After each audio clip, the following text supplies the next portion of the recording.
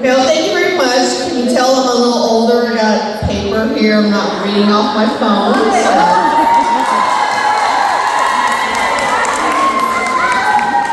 Okay. So, good evening. I'm Rand Doer, formerly Rand Uy. I had some general points of what to discuss and being part of charter class and one of the first presidents. Yeah. Unfortunately, there are some things I cannot share since we may have pledges or people not part of the sorority attending. Either way, I hope what you will hear will all be informative and especially inspiring. A lot of this came from the speech that I made 15 years ago during our 15th year celebration when an AI didn't exist. But since so much time has passed, I'm hoping it wasn't memorable enough for you to remember. I still believe that what I said then still applies to now and the future. I would assume that all of our families didn't originate in the United States, unless we have any Native Americans that are part of the organization that I'm not aware of. It doesn't matter if your parents recently immigrated to the US or your great-great-great-grandparents from way back when came here. Just like our own personal family and our country, it is important to know the history of Rho Delta Chi. Just to give you perspective of what A&M was like during the time I was going to school, I'll use my freshman year as a reference because I think everyone can relate to that time period. Business classes were held in the Blocker building on the main campus. We still had a bonfire. There was no rec center. There was no top 40 station at the time. The only way I could listen to top 40 music was having cable in my dorm room and turning on MTV, which at that time was actually about music instead of being mostly reality shows that it is now. There was no Amazon, no TikTok, no Uber, no YouTube. The number sign represented either numbers or pounds, not a hashtag.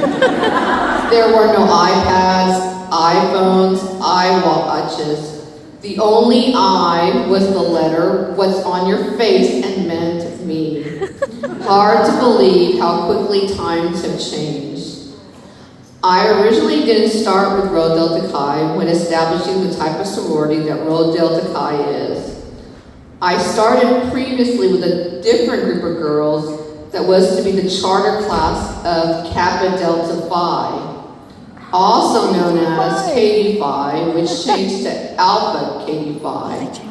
We had more girls than we had when we started Rho Delta Chi, but we failed and Alpha Katie Phi never came to be.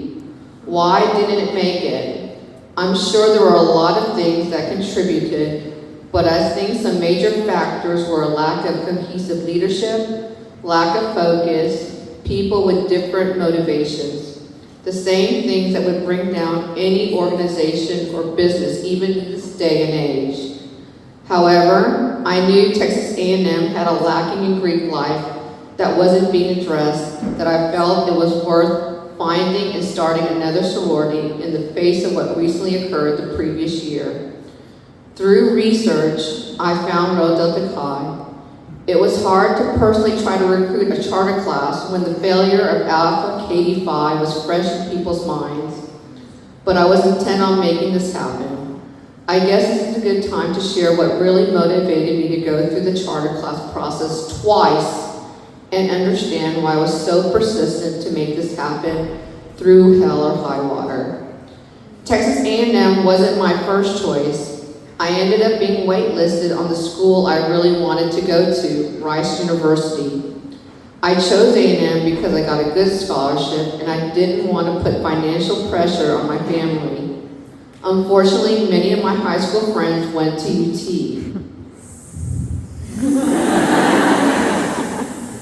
I'll let you guys add that one.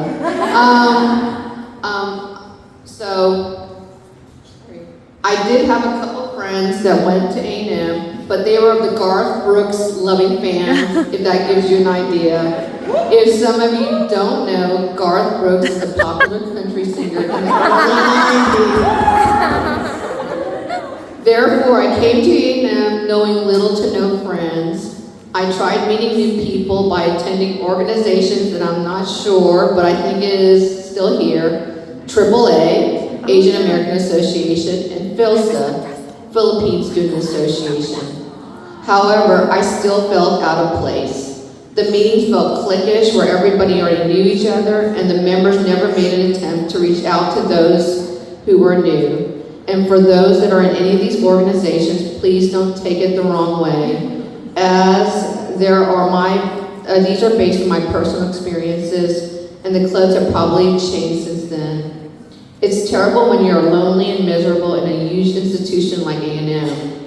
I can't say everyone has felt this way sometime in their life, but I can say we've all experienced maybe something similar via the pandemic. Everyone needs a social support system, especially when you are out on your own for the first time in your life. Everyone wants to know they fit in this huge environment called Aggieland. I didn't want a sorority to be just for Asians, just for Asian Americans, or even just for girls. It's wonderful to see the diversity of our membership, Asian Americans, international students, those of mixed races, Anglos, Hispanics, and other non-Asians. My purpose in going through the new member process twice in 2 different organizations was to create a place where one of its importance was to reach out to those of us who feel that we don't fit in, we feel lost, socially awkward, and need to find our purpose here beyond getting a diploma. It's terrible when you make an attempt to join an organization and no one reaches out to you. I don't know if any of you have felt that way, but I vowed that I was going to be successful in establishing Rho Delta Chi in hopes that another person who felt that same way as me in the future would find fulfillment with RDC. As you go through your rush events to recruit, be cognizant of the person or persons that sit by themselves, are shy, and look uncomfortable, and reach out to them. When you are reaching out to them, you reach out to an earlier version of me and to possibly some of the girls right here in this room that joined Rho Delta Chi. For those that are active or going through the new member process, I'd like to share some points with you all, as you're the ones that will shape Rho Delta Chi now and in the future. Some of this may be repetitive from my last speech during the 10th and 15th, but I think it's extremely important to mention. As I said, how Texas A&M has changed since I first came here in the fall of 1993, the sorority will continue to change. If it hasn't yet, it will have to continue to survive to exist, where I'm sure you're already aware. Being in sorority is like being in a family. We have our ups and downs. Believe me, all the girls that have been before you and will come after you will face the same problems you're facing now. Members not getting along, members not pulling their weight, members with their own agendas of why they join. However, you'll find similar problems when you get out in the real world. But this time it involves co-workers, and the stakes are even higher as it involves their livelihood in the form of a paycheck. In addition, being president is the hardest job you'll ever love. I should know I was president for 2.5 years straight. It's the most difficult role in the sorority, as it is the most visible role in the organization, and sometimes it feels you're responsible for everything but in charge of nothing, and all you hear are other people's complaints. But from the experience, it really gives you the taste of how to delegate, resolve, and lead others. You become a greater person who is better prepared to handle difficult situations after you graduate. So I applaud you for those that hold those leadership positions.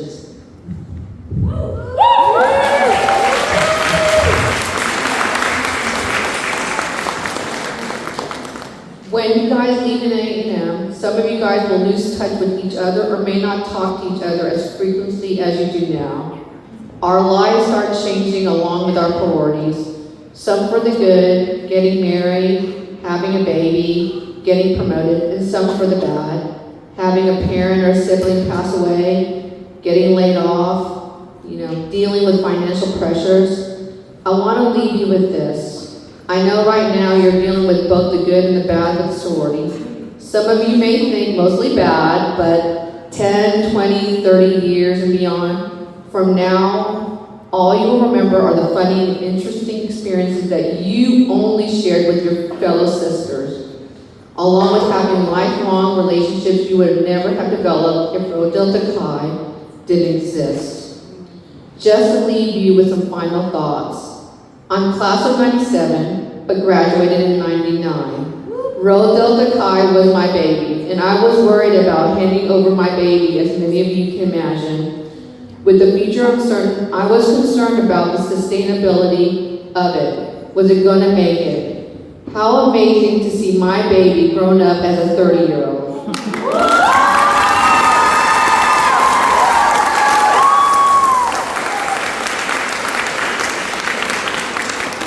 I want to express my extreme appreciation and gratitude to all the alumni active, and then also pledges who are here and are not here, for choosing Rho Delta Chi, being a part of it and supporting it. It's all of you who are the lifeblood of sorority.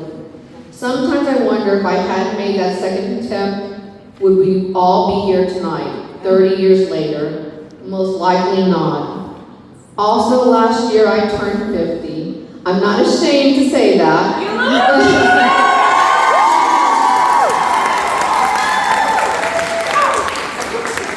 But hitting that milestone really makes you think about how much time you have left in this world.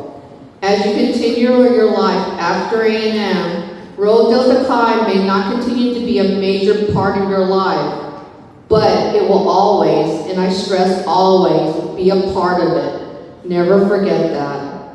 Have a wonderful night. Thank you for listening to me, and I look forward to celebrating more Rho Delta Chi major milestones with my sisters in the future.